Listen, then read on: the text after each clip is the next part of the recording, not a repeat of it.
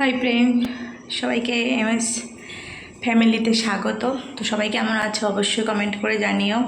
তো আজকে এখন বাজে সকাল 11:30, সকাল দুপুর হতে গেছে, 11:30 বেজে গেছে। তো আমি আমার ডেইলি লাইফস্টাইল ভিডিওটা শুরু করছি। তো আমি রান্না করছি, এই যে এখানে বসিয়েছি, ভাত হচ্ছে, এখানে ডাল সেদ্ধ হচ্ছে, এখানে মাছের মাথা দিয়ে ডাল হবে, মাছের মাথা, কাতলা মাছের মাথা ভেজে নামিয়ে রেখে দিয়েছি। আরেকটা জিনিস আছে, এই যে ছোটো মাছ ভাজা। আমার ছেলে খুব পেঁয়াজ ভাজা পছন্দ করে, ওই জন্য ছোটো মাছের সঙ্গে পেঁয়াজও ভেজে রেখে দিয়েছি। ঢাকা দিয়ে রাখি। তো সকাল থেকে এটা ওটা কাজ করতে করতে নিজের জন্য কিছু করা হয়নি, খাওয়া হয়নি। যে একটা ডিম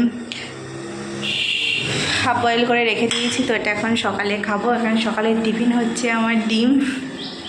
তো ব্রেকফাস্টটা করে নিই আর রান্নাটাও করে নিই, তারপর তোমাদের সামনে আসছি।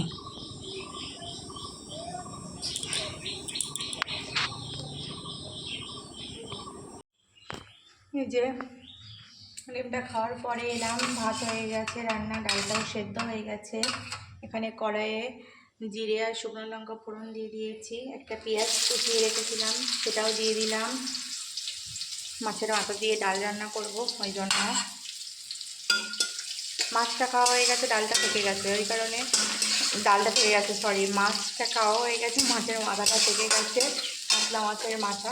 ওই জন্য ভাবলাম যে মাছের মাথাটা দিয়ে আজকে একটু ডাল করি, তো ওই জন্য ডালটা রান্না করি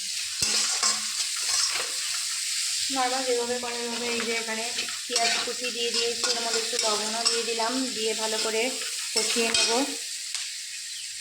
তো এর মধ্যে একটু আদা রসুন পেস্ট করে একটু ছোটো করে রেখে দিয়েছি, সেটাও দিয়ে দেবো।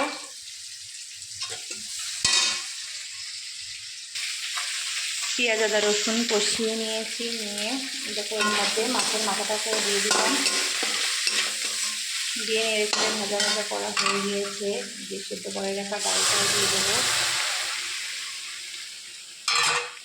তো এর মধ্যে একটু জল দিয়ে ডালটা, যেহেতু সেদ্ধ ডাল, জল দেবো যেটুকু পরিমাণ, হালকাও হবে না, যেটুকু দরকার সেটুকুই দেবো। ডালের ভেতর দিয়ে দিয়েছি লবণ, হলুদ আর একটু পরিমাণ জিরে গুঁড়ো দিয়ে নেড়ে চেড়ে মিশিয়ে দেবো। আর নামানোর আগে একটু গরম মশলা দিয়ে দিলেই রেডি হয়ে যাবে মাছের মাথা দিয়ে ডাল। তোমাদের কাদের কাদের ভালো লাগে মাছের মাথা দিয়ে ডাল, এগুলো অবশ্যই মুড়ো ডাল বলে।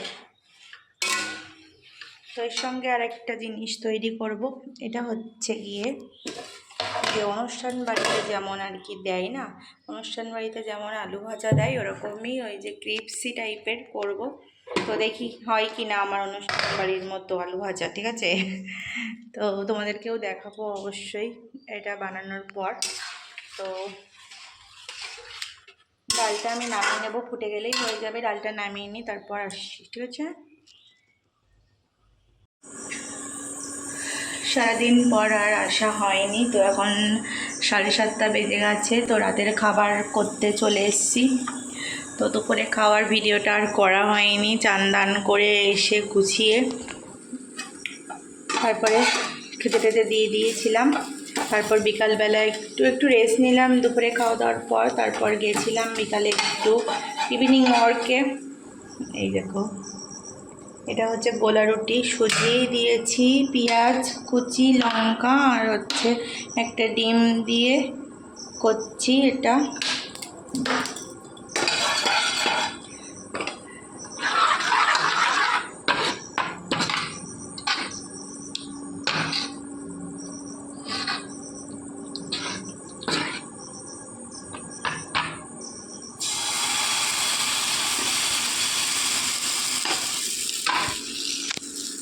দেখো, একটা ভেজে তুলে রেখে দিয়েছি আর একটা দিয়ে দিয়েছি, তো পুরোটা ভেজে নিই।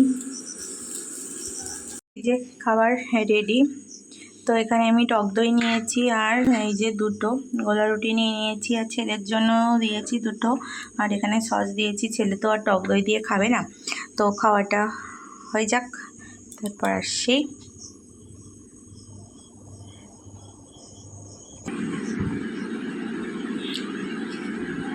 এই যে ইনি এলেন খেতে, এবার খাও দেখি কেমন টেস্ট, বলো খেয়ে কেমন টেস্ট হয়েছে,